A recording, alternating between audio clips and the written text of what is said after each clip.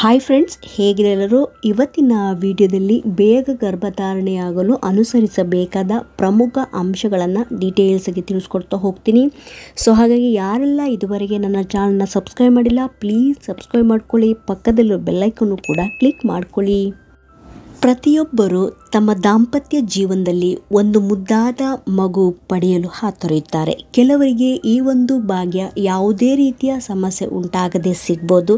ಇನ್ನು ಕೆಲವರಿಗೆ ಹಲವಾರು ಕಾರಣಗಳಿಂದ ಮಗು ಪಡೆಯುವ ಭಾಗ್ಯದಿಂದ ವಂಚಿತರಾಗ್ಬೋದು.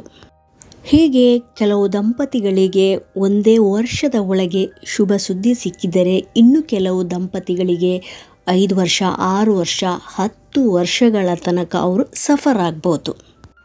ಸೊ ಹಾಗಾಗಿ ಇವತ್ತಿನ ವಿಡಿಯೋದಲ್ಲಿ ನಾನು ತಿಳಿಸಿದ ಕೆಲವೊಂದು ಟಿಪ್ಸ್ಗಳನ್ನು ನೀವು ಫಾಲೋ ಮಾಡೋದ್ರಿಂದ ಬೇಗ ಗರ್ಭಧಾರಣೆಯಾಗಲು ನಿಮಗೆ ಇವೆಲ್ಲ ಟಿಪ್ಸ್ಗಳು ಹೆಲ್ಪ್ ಆಗ್ಬೋದು.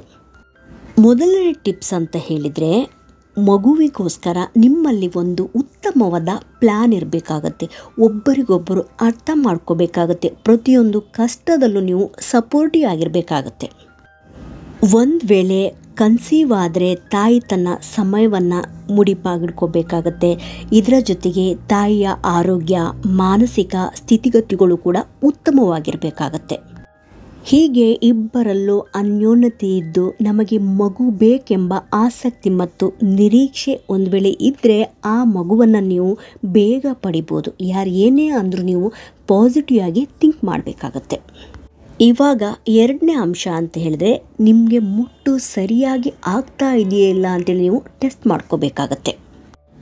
ಯಾಕಂದರೆ ಕೆಲವರಿಗೆ ಪೀರಿಯಡ್ ಇರ್ರೆಗ್ಯುಲರ್ ಆಗುತ್ತೆ. ಅಂದರೆ ಅವರಿಗೆ ತಿಂಗಳ ಸರಿಯಾಗಿ ಮುಟ್ಟು ಆಗದೇ ಇರ್ಬೋದು. ಅವರಿಗೆ 3 ತಿಂಗಳಿರ್ಬೋದು, 6 ತಿಂಗಳಿರ್ಬೋದು. ಕೆಲವರಿಗೆ ಟ್ಯಾಬ್ಲೆಟ್ಸ್ ತೊಗೊಂಡ್ರೆ ಮಾತ್ರ ಮುಟ್ಟಾಗುವಂಥದ್ದು. ಈ ರೀತಿ ನಿಮಗೆ ಪೀರಿಯಡ್ ಇರ್ರೆಗ್ಯುಲರ್ ಆಗಿ ಆಗ್ತಾ ಇದೆ ಅಂತ ಹೇಳಿದರೆ, ಅಗತ್ಯವಾಗಿ ಡಾಕ್ಟ್ರನ್ನ ಕನ್ಸಲ್ಟ್ ಮಾಡಿ ಅದಕ್ಕೆ ಟ್ರೀಟ್ಮೆಂಟ್ ತೆಗೆದುಕೊಂಡ್ಮೇಲೆ ನೀವು ಪ್ಲ್ಯಾನ್ ಮಾಡಿದರೆ ಬೇಗ ಕನ್ಸೀವ್ ಆಗುವ ಸಾಧ್ಯತೆ ಜಾಸ್ತಿ ಇರುವಂಥದ್ದು. ಇದು ಬಿಟ್ಟು ನಿಮಗೆ ಪೀರಿಯಡ್ ರೆಗ್ಯುಲರ್ ಆಗಿ ಆಗ್ತಾ ಇದೆ, ಮಂತ್ಲಿ ಕರೆಕ್ಟಾಗಿ ಆಗ್ತಾ ಇದೆ ಅಂತ ಹೇಳಿದರೆ, ಲೈಕ್ ನಿಮ್ಮ ಪೀರಿಯಡ್ ಸೈಕಲ್ 28ರಿಂದ 35 ದಿನದ ಒಳಗಡೆ ಇದ್ದರೆ ನಿಮ್ಮ ಓವ್ಯುಲೇಷನನ್ನು ನೀವು ಟ್ರ್ಯಾಕ್ ಮಾಡ್ಕೋಬೇಕಾಗತ್ತೆ. ಯಾವಾಗ ಅಂಡಾಶಯದಿಂದ ಅಂಡಾಣು ಬಿಡುಗಡೆಯಾಗುತ್ತೆ ಅಂತೇಳಿ ನೀವು ಟ್ರ್ಯಾಕ್ ಮಾಡಿ ಆ ಒಂದು ಸಂದರ್ಭದಲ್ಲಿ ನೀವೇನಾದರೂ ಕಾಂಟ್ಯಾಕ್ಟ್ ಮಾಡಿದರೆ ಕನ್ಸೀವ್ ಆಗುವ ಚಾನ್ಸಸ್ ತುಂಬಾ ಹೈ ಇರುವಂಥದ್ದು. ಯಾಕೆ ನೀವು ಓವ್ಯುಲೇಷನ್ ಸಮಯದಲ್ಲಿ ಕಾಂಟ್ಯಾಕ್ಟ್ ಇಟ್ಕೊಂಡ್ರೆ ಕನ್ಸೀವ್ ಆಗುವ ಚಾನ್ಸಸ್ ತುಂಬಾ ಹೈ ಇರುತ್ತೆ ಅಂತ ಹೇಳಿದರೆ, ಅದನ್ನು ಫಲವತ್ತತೆಯ ದಿನಗಳು ಅಂತ ಕರಿತೀವಿ. ಈ ಒಂದು ಸಂದರ್ಭದಲ್ಲಿ ಅಂಡಾಶಯದಿಂದ ಅಂಡಾಣು ಬಿಡುಗಡೆಯಾಗುವಂಥದ್ದು. ಸೊ ಹಾಗಾಗಿ ನಿಮ್ಮ ಪೀರಿಯಡ್ ಸೈಕಲ್ನ ಎಲ್ಲ ದಿನಗಳನ್ನು ಫಲವತ್ತತೆಯ ದಿನಗಳಂತೇಳಿ ಕರೀಲಿಕ್ಕೆ ಆಗೋದಿಲ್ಲ.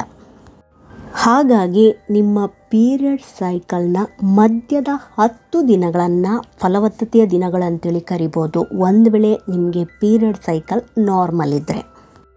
ಸೊ ಹಾಗಾಗಿ ನೀವೇನು ಮಾಡಬೇಕು, ನಿಮಗೆ ಕರೆಕ್ಟಾಗಿ ಮಂತ್ಲಿ ಪೀರಿಯಡ್ ಆಗ್ತಾ ಇದೆ ಅಂತ ಹೇಳಿದರೆ, ನಿಮ್ಮ ಪೀರಿಯಡ್ ಸೈಕಲ್ನ ಮಧ್ಯದ 10 ದಿನಗಳಲ್ಲಿ 1 ದಿನ ಬಿಟ್ಟು 1 ದಿನ ನೀವು ಕಾಂಟ್ಯಾಕ್ಟ್ ಇಟ್ಕೊಂಡ್ರೆ ಕನ್ಸೀವ್ ಆಗುವ ಚಾನ್ಸಸ್ಸು ತುಂಬಾ ಹೈ ಇರುತ್ತೆ. ಯಾಕಂತ ಹೇಳಿದರೆ, ಪರ್ಟಿಕ್ಯುಲರ್ ಆಗಿ ಇದೇ ದಿನ ನಿಮ್ಮಲ್ಲಿ ಓವ್ಯುಲೇಷನ್ ಆಗುತ್ತೆ ಅಂತ ಹೇಳಲಿಕ್ಕೆ ಕಷ್ಟ ಆಗುತ್ತೆ. ಸೊ ಹಾಗಾಗಿ ನೀವು ನಿಮ್ಮ ಪೀರಿಯಡ್ ಸೈಕಲ್ನ ಮಧ್ಯದ 10 ದಿನದಲ್ಲಿ 1 ದಿನ ಬಿಟ್ಟು 1 ದಿನ ನೀವು ಟ್ರೈ ಮಾಡಿದರೆ ನಿಮಗೆ ಕನ್ಸೀವ್ ಆಗುವ ಚಾನ್ಸಸ್ ಹೈ ಇರುವಂಥದ್ದು. ಫಾರ್ ಎಕ್ಸಾಂಪಲ್, ನಿಮ್ಮ ಪೀರಿಯಡ್ ಸೈಕಲ್ 28ರಿಂದ 35 ದಿನದ ಪೀರಿಯಡ್ ಸೈಕಲ್ ಇದ್ದರೆ, ನಿಮ್ಮ ಪೀರಿಯಡ್ ಮುಗಿದ ನಂತರ 10ರಿಂದ 21 ದಿನದವರೆಗೆ 1 ದಿನ ಬಿಟ್ಟು 1 ದಿನ ನೀವು ಟ್ರೈ ಮಾಡಬೇಕಾಗುತ್ತೆ. ನೆಕ್ಸ್ಟ್ ಅಂಶ, ಒಂದು ಹೆಲ್ತಿ ಬಾಡಿ ವೇಟನ್ನು ನೀವು ಮೇಂಟೈನ್ ಮಾಡಬೇಕಾಗುತ್ತೆ. ತುಂಬ ಜಾಸ್ತಿ ಬಾಡಿ ವೇಟ್ ಇರಬಾರ್ದು ಅಥವಾ ಅಂಡರ್ ವೇಟ್ ಕೂಡ ಇರಬಾರ್ದು. ಇದರ ಜೊತೆಗೆ ಯೋಗ, ಸಂಜೆ ಹೊತ್ತು ನಿಮಗೆ ಫ್ರೀ ಸಿಕ್ಕಿದರೆ ವಾಕ್ ಹೋಗುವಂಥದ್ದು, ಮೆಡಿಟೇಷನ್, ಇವುಗಳನ್ನು ನೀವು ಅಳವಡಿಸ್ಕೊಳ್ಬೇಕಾಗತ್ತೆ. ನೆಕ್ಸ್ಟ್, ಒಂದು ವೇಳೆ ನಿಮಗೆ ಯಾವಾಗ ಓವ್ಯುಲೇಷನ್ ಆಗುತ್ತೆ ಅಂತ ಹೇಳಿ ಕಂಡುಹಿಡಲಿಕ್ಕೆ ಕಷ್ಟ ಆಗುತ್ತೆ ಅಂತ ಹೇಳಿದರೆ, ಓವ್ಯುಲೇಷನ್ ಕಿಟ್ಟನ್ನು ಬಳಸಿ ಯಾವಾಗ ಓವ್ಯುಲೇಷನ್ ಆಗ್ತಾ ಇದೆ ಅಂತ ಹೇಳಿ ನೀವು ಟ್ರ್ಯಾಕ್ ಮಾಡಿ ಆ ಒಂದು ಸಂದರ್ಭದಲ್ಲಿ ನೀವೇನಾದರೂ ಕಾಂಟ್ಯಾಕ್ಟ್ ಇಟ್ಕೊಂಡ್ರೆ ಕನ್ಸೀವ್ ಆಗುವ ಚಾನ್ಸಸ್ಸು ತುಂಬಾ ಇದೆ. ಹಾಗಾಗಿ ಓವಲೇಷನ್ ಕಿಟ್ಟನ್ನು ಯಾವ ರೀತಿ ಬಳಸ್ಕೋಬೇಕು ಅನ್ನೋದರ ಬಗ್ಗೆ ಹಿಂದಿನ ವಿಡಿಯೋದಲ್ಲಿ ನಾನು ಡೀಟೇಲ್ಸ್ ಆಗಿ ತಿಳಿಸ್ಕೊಟ್ಟಿದ್ದೀನಿ. ಅದರ ಲಿಂಕನ್ನು ನಾನು ಡಿಸ್ಕ್ರಿಪ್ಷನ್ ಬಾಕ್ಸಲ್ಲಿ ಹಾಕಿರ್ತೀನಿ, ಪ್ಲೀಸ್ ಚೆಕ್ ಮಾಡ್ಕೊಳ್ಳಿ friends. Next one, tension free ಆಗಿರಬೇಕಾಗತ್ತೆ. ತುಂಬ ಟೆನ್ಷನ್ ಮಾಡ್ಕೊಳ್ಳೋದ್ರಿಂದ ಅಥವಾ ಸ್ಟ್ರೆಸ್ ಮಾಡ್ಕೊಳ್ಳೋದ್ರಿಂದ ಅದು ನೇರವಾಗಿ ನಿಮ್ಮ ಅಂಡೋತ್ಪತ್ತಿಯ ಮೇಲೆ ಪರಿಣಾಮ ಬೀರೋದ್ರಿಂದ ಪೀರಿಯಡ್ ಕೂಡ ಇರ್ರೆಗ್ಯುಲರ್ ಆಗುತ್ತೆ. ಈ ರೀತಿ ಇರ್ರೆಗ್ಯುಲರ್ ನಿಮಗೆ ಪೀರಿಯಡ್ ಸೈಕಲ್ ಇದ್ದರೆ ಓವಲೇಷನ್ ಕೂಡ ಯಾವಾಗ ಆಗುತ್ತೆ ಅಂತ ಹೇಳಿ ನಿಮಗೆ ಕಂಡುಹಿಡಿಯಲಿಕ್ಕೂ ಕಷ್ಟ ಆಗುತ್ತೆ. ಇದರಿಂದ ನಿಮಗೆ ಪ್ರೆಗ್ನೆನ್ಸಿ ಪ್ಲ್ಯಾನ್ ಮಾಡಿದರೂ ಕೂಡ ಪಾಸಿಟಿವ್ ರಿಸಲ್ಟ್ ಸಿಗದೇ ಇರುವಂಥದ್ದು. ಸಾಕಾಗುವಷ್ಟು ನಿದ್ದೆ ಮಾಡಬೇಕಾಗತ್ತೆ. ಅಟ್ಲೀಸ್ಟ್ ಒಂದು 8 ಅವರ್ಸ್ ಆದ್ರೂ ಕೂಡ ನೀವು ನಿದ್ದೆ ಮಾಡಬೇಕಾಗತ್ತೆ. ಯಾವುದೇ ರೀತಿಯ ಒತ್ತಡಗಳಿದ್ದರೂ ಕೂಡ ಬದಿಗೊತ್ತಿ ಒಂದು ಒಳ್ಳೆಯ ಉತ್ತಮವಾದ ನಿದ್ದೆ ಮಾಡಬೇಕಾಗತ್ತೆ. ಅನ್ಹೆಲ್ತಿ ಫುಡ್ಡನ್ನು ನೀವು ಅವಾಯ್ಡ್ ಮಾಡಬೇಕಾಗತ್ತೆ. ಲೈಕ್ ತುಂಬ ಆಯಿಲ್ ಇರುವಂಥ ಫುಡ್ ಇರ್ಬೋದು, ಮಸಾಲೆಯಿಂದ ತುಂಬಿರುವಂಥ ಫುಡ್ ಇರ್ಬೋದು, ಪಿಜ್ಜಾ ಇರ್ಬೋದು, ಬರ್ಗರ್ ಇರ್ಬೋದು, ಅಥವಾ ಕರಿದ ಪದಾರ್ಥಗಳಿರ್ಬೋದು, ಅಥವಾ ತುಂಬ ಸ್ವೀಟ್ಸ್ ಇರುವಂಥ ಪದಾರ್ಥಗಳನ್ನು ನೀವು ಆದಷ್ಟು ಅವಾಯ್ಡ್ ಮಾಡಬೇಕಾಗತ್ತೆ. ಕಾಫಿಯನ್ನು ಕೂಡ ಸ್ವಲ್ಪ ಅವಾಯ್ಡ್ ಮಾಡಿದರೆ ತುಂಬಾ ಒಳ್ಳೆಯದು. ಮತ್ತು ಏನಾದರೂ ನಿಮಗೆ ಬ್ಯಾಡ್ ಹ್ಯಾಬಿಟ್ಸ್ ಇದ್ದರೆ ಅದನ್ನು ಕೂಡ ನೀವು ಕ್ವಿಟ್ ಮಾಡಬೇಕಾಗತ್ತೆ. ನೀರನ್ನು ಜಾಸ್ತಿ ಕುಡಿಬೇಕಾಗತ್ತೆ. ನೆಕ್ಸ್ಟ್, ಫೋಲಿಕ್ ಆ್ಯಸಿಡ್ ಟ್ಯಾಬ್ಲೆಟ್ಸನ್ನು ನೀವು ಪ್ರೆಗ್ನೆನ್ಸಿ ಪ್ಲ್ಯಾನ್ ಮಾಡುವ 3 ತಿಂಗಳ ಮುಂಚೆ ತೆಗೆದುಕೊಂಡ್ರೆ ಅದರ ಪೂರ್ಣ ಬೆನಿಫಿಟ್ಸು ನಿಮ್ಮ ಗರ್ಭದಲ್ಲಿ ಬೆಳೆಯುವಂಥ ಮಗು ಪಡೆದುಕೊಳ್ಳುತ್ತೆ. ಒಂದು ವೇಳೆ ಆ ಸಮಯದಲ್ಲಿ ತೆಗೆದುಕೊಂಡಿಲ್ಲ ಅಂತ ಹೇಳಿದರೆ ಯಾವಾಗ ನೀವು ಪ್ರೆಗ್ನೆನ್ಸಿ ಪ್ಲ್ಯಾನ್ ಮಾಡ್ತೀರಾ ಆ ಒಂದು ಸಂದರ್ಭದಲ್ಲೂ ಕೂಡ ನೀವು ತೆಗೆದುಕೊಳ್ಬೋದು. ಈ ಒಂದು ಫೋಲಿಕ್ ಆ್ಯಸಿಡ್ ಟ್ಯಾಬ್ಲೆಟ್ಸ್ ಬೆಟರ್ ನೀವು ಡಾಕ್ಟ್ರ್ ಅಡ್ವೈಸ್ನ ಮೇರೆಗೆ ತೆಗೆದುಕೊಳ್ಳೋದು ತುಂಬಾ ಒಳ್ಳೆಯದು. ನೆಕ್ಸ್ಟ್, ನೀವು ಟ್ರೈ ಮಾಡಿದ ನಂತರ ಅಟ್ಲೀಸ್ಟ್ 15 to 20 ಮಿನಿಟ್ಸ್ ತನಕ ಬೆಡ್ನಲ್ಲೇ ಇರಬೇಕಾಗತ್ತೆ. ತಕ್ಷಣ ವಾಶ್ ಮಾಡಲಿಕ್ಕೆ ವಾಶ್ರೂಮಿಗೆ ಹೋಗಬಾರ್ದು. ನೆಕ್ಸ್ಟ್, ಎಕ್ಸೆಸಿವ್ ಎಕ್ಸಸೈಸ್ನ ನೀವು ಅವಾಯ್ಡ್ ಮಾಡಬೇಕಾಗತ್ತೆ. ಅಂದರೆ ತುಂಬ ಎಕ್ಸಸೈಸ್ ಮಾಡೋದನ್ನು ನೀವು ಅವಾಯ್ಡ್ ಮಾಡಬೇಕಾಗತ್ತೆ. ನೀವು ಒಂದು ವೇಳೆ ಪ್ರೆಗ್ನೆನ್ಸಿಗೆ ಪ್ಲ್ಯಾನ್ ಮಾಡಬೇಕಾದ್ರೆ ಆದಷ್ಟು 35 ಇಯರ್ಸ್ನ ಒಳಗೆ ಪ್ಲ್ಯಾನ್ ಮಾಡಿದರೆ ತುಂಬಾ ಒಳ್ಳೆಯದು. ನೀವು ಬೇಕಾದರೆ ಡಾಕ್ಟ್ರನ್ನ ಕನ್ಸಲ್ಟ್ ಮಾಡಿ ಫರ್ಟಿಲಿಟಿ ಬೂಸ್ಟ್ ಮಾಡುವಂಥ ಸಪ್ಲಿಮೆಂಟ್ಸ್ಗಳನ್ನು ಕೂಡ ನೀವು ತೆಗೆದುಕೊಳ್ಬೋದು. ಒಂದು ವೇಳೆ ನಿಮಗೆ ಏಜ್ ಕಡಿಮೆ ಇದೆ, ಯಾವುದೇ ರೀತಿಯ ಹೆಲ್ತ್ ಇಶ್ಯೂಸ್ ಇಲ್ಲ ಅಂತ ಹೇಳಿದರೆ ಅಟ್ಲೀಸ್ಟ್ 1 ಇಯರ್ ತನಕ ನೀವು ಟ್ರೈ ಮಾಡ್ಬೋದು. ನಂತರ ನೀವು ಡಾಕ್ಟರ್ ಹತ್ರ ಹೋಗ್ಬೋದು. ಇವಾಗ ಒಂದು ವೇಳೆ ನಿಮ್ಮ ಏಜ್ ಮೋರ್ ದ್ಯಾನ್ 35 ಇಯರ್ಸ್ ಆಗ್ತಾ ಇದೆ ಅಂತ ಹೇಳಿದರೆ ನೀವು 6 ಮಂತ್ಸ್ ತನಕ ನೀವು ಟ್ರೈ ಮಾಡ್ಬೋದು. ಅದು ಬಿಟ್ಟು ನಿಮ್ಮ ಏಜ್ ಕಡಿಮೆ ಇದ್ದರೂ ನಿಮಗೆ ಏನಾದರೂ ಹೆಲ್ತ್ ಇಶ್ಯೂಸ್ ಇದೆ ಅಂತ ಹೇಳಿದರೆ ನೀವು ನೆಗ್ಲೆಕ್ಟ್ ಮಾಡದೆ ಅಗತ್ಯವಾಗಿ ಡಾಕ್ಟ್ರನ್ನ ಕನ್ಸಲ್ಟ್ ಮಾಡಿ ವಿಚಾರಿಸ್ಕೋಬೇಕಾಗತ್ತೆ. ಯಾವ ಕಾರಣಕ್ಕೋಸ್ಕರ ಗರ್ಭಧಾರಣೆಯಾಗಲು ಸಮಸ್ಯೆ ಆಗ್ತಾ ಇದೆ ಅಂತ ಹೇಳಿ ಟೆಸ್ಟ್ ಮಾಡಿ ಅದಕ್ಕೆ ಬೇಕಾದ ಟ್ರೀಟ್ಮೆಂಟನ್ನು ಪಡೆದುಕೊಂಡು ಮುಂದುವರಿಯೋದು ಒಳ್ಳೆಯದು. ಯಾಕಂದರೆ ಏಜ್ ಆಗ್ತಾ ಹೋದಂಗೂ ಇಬ್ಬರಲ್ಲೂ ಅನೇಕ ಸಮಸ್ಯೆಗಳು ಉಂಟಾಗಿ ಕೊನೆಯಲ್ಲಿ ನೀವು ಡಾಕ್ಟರ್ ಹತ್ರ ಬಂದಾಗ ಆ ಒಂದು ಸಂದರ್ಭದಲ್ಲಿ ನಿಮ್ಮ ಟೈಮ್ ಕೂಡ ವೇಸ್ಟ್ ಆಗಿರುತ್ತೆ, ದುಡ್ಡು ಕೂಡ ನೀವು ಜಾಸ್ತಿ ಖರ್ಚು ಮಾಡಬೇಕಾಗ್ಬೋದು.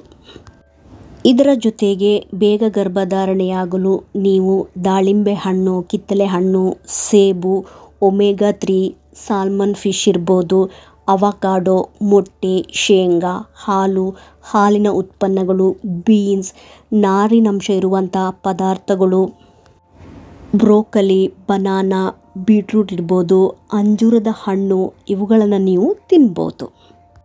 ಇನ್ನು ಕೆಲವರಿಗೆ ಅನ್ಎಕ್ಸ್ಪ್ಲೇನ್ಡ್ ಇನ್ಫರ್ಟಿಲಿಟಿ ಇರುತ್ತೆ, ಅವರಿಗೆ ಎಲ್ಲದೂ ನಾರ್ಮಲ್ ಆಗಿರುತ್ತೆ, ಆದರೆ ಅವರಿಗೆ ಪ್ರೆಗ್ನೆನ್ಸಿ ಕನ್ಫರ್ಮ್ ಆಗಲಿಕ್ಕೆ ಕಷ್ಟ ಆಗುತ್ತೆ. ಈ ರೀತಿ ಇದ್ದವರು ಡಾಕ್ಟ್ರನ್ನ ಕನ್ಸಲ್ಟ್ ಮಾಡಿ ವಿಚಾರಿಸಿದಾಗ ಅವರು ಒಂದು ಅಡ್ವೈಸ್ನ ಬೇರೆಗೆ ನೀವು ಒಂದು ವೇಳೆ ಟ್ರೈ ಮಾಡಿದರೆ ಕನ್ಸೀವ್ ಆಗುವ ಚಾನ್ಸಸ್ಸು ಇರುತ್ತೆ. ಒಂದು ವೇಳೆ hormonal imbalance like PCOD, PCOS ಇರುವಂಥವರು ಕೂಡ ಡಾಕ್ಟ್ರನ್ನ ಕನ್ಸಲ್ಟ್ ಮಾಡಿ ಅವರ ಅಡ್ವೈಸ್ನ ತೆಗೆದುಕೊಳ್ಬೇಕಾಗತ್ತೆ. ಇವಾಗ ಓವಲೇಷನ್ ಯಾವಾಗ ಆಗ್ಬೋದು ಅಂತ ಹೇಳಿ ಒಂದು ಅಂದಾಜು ಮಾಡೋದಾದರೆ ನಿಮಗೆ ಒಂದು ವೇಳೆ ನಿಮ್ಮ ಪೀರಿಯಡ್ ಸೈಕಲ್ 28 ದಿನದ ಪೀರಿಯಡ್ ಸೈಕಲ್ ಒಂದು ವೇಳೆ ಇದ್ದರೆ ನಿಮಗೆ ನೆಕ್ಸ್ಟ್ ಪೀರಿಯಡ್ ಬರುವ ಎಕ್ಸಾಕ್ಟ್ 14 ಡೇಸ್ ಮುಂಚೆ ನಿಮ್ಮಲ್ಲಿ ಓವಲೇಷನ್ ಆಗುವಂಥದ್ದು.